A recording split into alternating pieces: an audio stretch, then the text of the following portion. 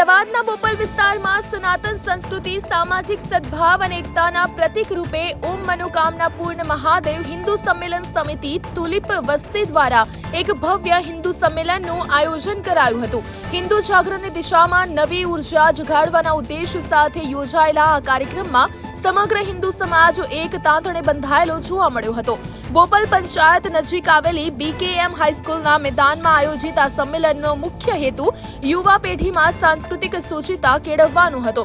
કાર્યક્રમનું મુખ્ય આકર્ષણ ગુજરાતના સુપ્રસિદ્ધ લોકગાયક અને ભજન સમ્રાટ વિક્રમભાઈ લાબડિયા તથા તેમની ટીમ દ્વારા પ્રસ્તુત કરવામાં આવેલો ભવ્ય ડાયરો રહ્યો હતો. તેમના કંઠે ઘવાયેલા ભજનો અને હિન્દુત્વનો સંદેશ આપતા ગીતોએ શ્રોતાઓના આધ્યાત્મિક અને સાંસ્કૃતિક ઉર્જાથી તરબતર કરી દીધા હતા.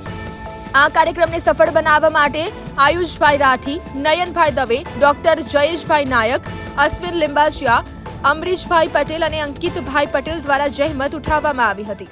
દરેક ઘરે ઘરે જઈને નિમંત્રણ આપી અને અમે આ કાર્ય કર્યું છે અને દરેક ઘરે ઢોલ નગારા સાથે અમે ગયા છીએ, હિન્દુઓને જગાડવા પ્રયત્ન કર્યો છે અને અમારી આ મહેનત રંગ લાવી છે. આજે ભવ્ય હિન્દુ સંમેલન થઈ રહ્યું છે અને એમાં संपूर्ण जनमेदनी खूब जाजी प्रमाण में उमटी रही है. एक हिंदू सम्मेलन का आयोजन किया है जिसमें जो हमारा हिंदू भाई दूर दूर विभाजित है उसको एकता में जोड़ने के लिए ये कार्यक्रम किया है. हम सब संगठित रहें, एक रहेंगे तो मजबूत रहेंगे, ये भावना से ये प्रोग्राम किया है. इसमें हम इस प्रोग्राम में गायन तो समय की डिमांड है, अगली पीढ़ी के लिए बहुत जरूरी है. अगर आज हिंदू नहीं जगेगा तो कल की पीढ़ी के लिए बहुत भारी नुकसान हो सकता है.